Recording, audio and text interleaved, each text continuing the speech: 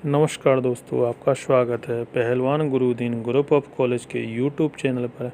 मैं रमाकांत सिंह, समाजशास्त्र प्रवक्ता, पहलवान गुरुदीन विधि महाविद्यालय पनाई ललितपुर से मैं एक बार फिर समाजशास्त्र का एक नया वीडियो लेकर उपस्थित हुआ हूं। मेरे वीडियो को लाइक, शेयर, कमेंट्स जरूर करें और चैनल को सब्सक्राइब करें। बेल आइकन दबाएं ताकि आपको नए वीडियो की नोटिफिकेशन मिल सके।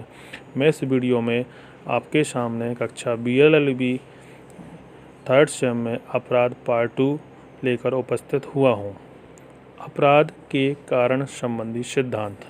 अपराध प्रत्येक समाज की एक सर्वव्यापी विशेषता है।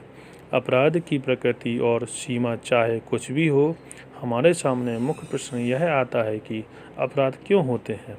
विभिन्न विद्वानों ने इस प्रश्न पर उत्तर अनेक सिद्धांतों के रूप में देने का प्रयत्न किया है।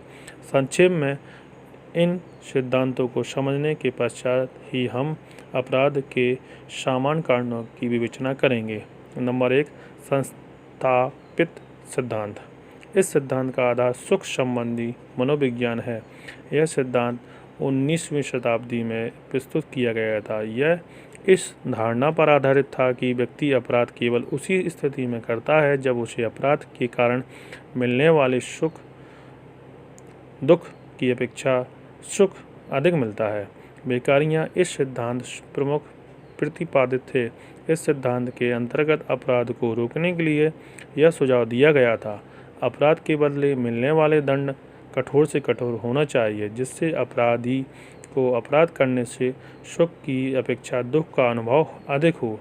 बाद में इस सिद्धांत में यह स्वीकार कर लिया गया कि बच्चों और पागलों को कोई दंड नहीं दिया जाना चाहिए, क्योंकि वे सुख और दुख का अनुमान ही नहीं लगा सकते हैं। साथ ही दंड व्यवस्था कुछ परिवर्तनशील भी होनी चाहिए।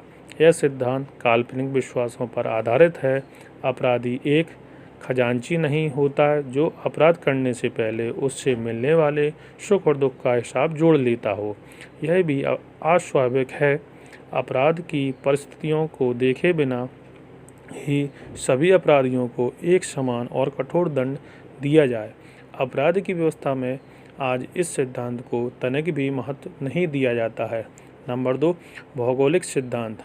यह सिद्धांत भौगोलिक संप्रदाय के विचारों पर आधारित है, जिसके प्रतिपादकों में क्वेटलेट और क्वेरी के नाम से प्रमुख है। इस सिद्धांत के अनुसार अपराधों का कारण जलवायु, ऋतुओं, आर्द्रता अथवा प्रतिकूल प्राकृतिक दशाएं हैं। क्वेटलेट ने अपराध का एक बनाया जिसमें यह स्पष्ट किया गया है व्यक्ति के विरुद्ध अपराध जैसे हत्या, बलात्कार, पशुता, घातक आक्रमण आदि दक्षिण प्रदेशों और गर्म मौसम में अधिक होते हैं, जबकि संपत्ति के विरुद्ध अपराध जैसे चोरी, डकैती, लूटमार आदि उत्तरी प्रदेशों और ठंडे प्रदेशों में अधिक मात्रा में पाए जाते हैं। नंबर 3, प्रारूपवादी सिद्धांत। अपराध की व्याख्या में यह सिद्धांत सबसे महत्वपूर्ण विवादपूर्ण रहा है। इसके अनुसार अपराधी एक विशेष प्रकार का मानव है जिसकी अनेक शारीरिक विशेषताएं जन्मजात और गैर अपराधियों से बिल्कुल भिन्न किस्म की होती हैं। इस विचारधारा के आधार पर यह सिद्धांत 3 उपशाखाओं में विभाजित होता है, जिसका हम यहाँ संक्षेप में उल्लेख करेंगे। नंबर 1, लैम्ब्रोसो का सिद्धांत। अपराधी जन्मजात होते हैं। लैम्ब्रोसो सेना में एक चिकित्सक था, जिसे बहुत आरंभ से ही यह अनुभव होने लगा था कि सेना में अनुशासनहीनता और उत्पादी सैनिकों की शारीरिक बनावट अनुशासित और शिष्ट सैनिकों की शारीरिक बनावट से कुछ भिन्न होती है। उत्पादी सैनिकों के शरीर पर गुदे हुए चित्र बहुत भद्दे और अश्लील थे, जबकि ईमानदार सैनिकों की गुदाइयाँ और सामान्य और सरल थीं। इससे लैम्ब्रोसो को यह विश्वास हो गया है कि शारीरिक विशेषताओं और मानसिक प्रवृत्तियों में कुछ संबंध अवश्य होता है। इस सामान्य धारणा से प्रभावित होकर लैम्ब्रोसो ने इटली की अनेक जेलों में कैदियों का अध्ययन करना प्रारंभ किया, लेकिन काफ़ी समय बाद उसे कुछ सफलता तब मिली जब उसे एक मृत डाकू के कपाल का अध्ययन करने का अवसर मिला। इस अध्ययन से यह ज्ञात हुआ कि उसके मस्तिष्क में कुछ अनोखापन था।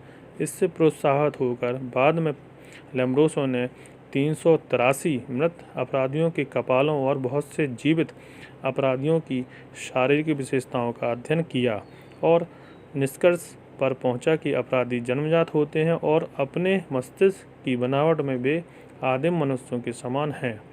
अपनी बाद की रचनाओं में लेम्ब्रोसो ने अपराधियों की कुछ जन्मजात शारीरिक विशेषताओं पर जोर देते हुए अपराधी और गैर अपराधी के भेद को स्पष्ट किया। लेम्ब्रोसो के अनुसार चौड़े और फैले हुए जबड़े, संकुचित अथवा अंदर को दबा हुआ माथा, अधिक चोटी अथवा अधिक लंबी नाक, चेहरे पर आग कारण ही पड़ने वाले शिकने, लंबे कान, असाधारण टोड़ी, शरीर पर अधिक बाल, अत्यधिक दृष्टि, हाथों की अधिक लंबाई और बाएं हाथ की सक्रियता आदि अपराधी व्यक्तियों की कुछ प्रमुख शारीरिक विशेषताएं हैं। जिन व्यक्तियों में इनमें से 5 से अधिक विशेषताएं होती हैं उनके अपराधी होने की संभावना बहुत अधिक होती है, जबकि 3 या 3 से कम विशेषताओं वाले अपराधी के होने की संभावना कम ही रहती है। इस प्रकार लेम्ब्रोसो के अनुसार अपराधी एक अविकसित प्रारूप का है, फलस्वरूप केवल आंशिक मानव होता है। नंबर 2, गोडार्ट का सिद्धांत। गोडार्ट ने अपराधियों को जन्मजात ही माना है, लेकिन गोडार्ट के अनुसार अपराधियों को गैर अपराधियों से कुछ विशेष शारीरिक लक्षणों पर ही नहीं बल्कि मस्तिष्क की दुर्बलता के आधार पर पृथक किया जा सकता है। नंबर 3, मनोविकार सिद्धांत। यह सिद्धांत प्रारूपवादी सिद्धांत की एक शाखा है। इसमें शारीरिक विशेषताओं के स्थान पर मानसिक विकार, अपस्मार और मनुष्य की संवेगात्मक अस्तित्व को अपराध का कारण माना गया है। यह सिद्धांत स्वीकार करता है कि व्यक्ति में मानसिक विकारों का संचरण भी आनुवांशिक रूप से होता है। फलस्वरूप व्यक्ति जन्म से ही अपराधी प्रवृत्ति प्राप्त कर लेता है।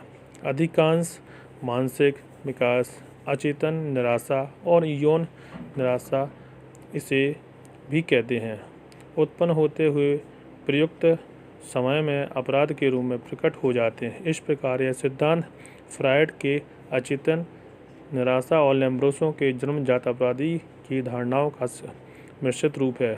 प्रारूपवादी सिद्धांत की समालोचना।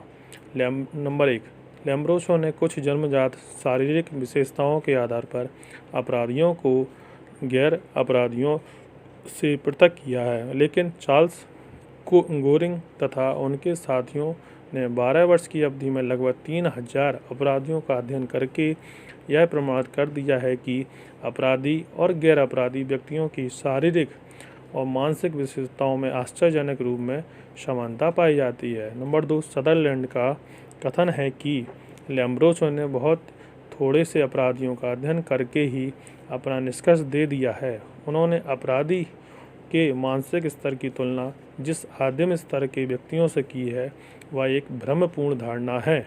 नंबर 3, यह कहना है कि अपराधियों में दया और ईमानदारी की कमी होती है वास्तविकता नहीं है। बहुत से अपराधी किसी परिस्थिति बस अपराध करते हुए नैतिकता को बनाए रखते हैं। नंबर 4, यदि लेम्ब्रोसो के सिद्धांत को स्वीकार कर लिया जाए तब इसका अर्थ तो यह होगा कि अपराध के लिए दंड देने से कोई लाभ नहीं है, क्योंकि मनुष्य की जन्मजात प्रवृत्ति को बदलना नहीं जा सकता है। इसके विपरीत वास्तविकता यह है कि सुधार प्रयत्नों के द्वारा अपराधियों में महान परिवर्तन किए गए हैं। इस तथ्य से अपराधियों का जन्मजात होना प्रमाणित नहीं होता है। नंबर 5, यह नहीं कहा जा सकता है कि अपराधी विशेषताएं एक पीढ़ी से दूसरी पीढ़ी को हस्तांतरित होती रहती हैं। वंशानुक्रम के सिद्धांत के अनुसार बच्चे में माता अथवा पिता की सभी विशेषताएं विशुद्ध रूप से संचित हो जाना आवश्यक नहीं होता है। बस आज का व्याख्यान यहीं समाप्त किया जाता है। धन्यवाद।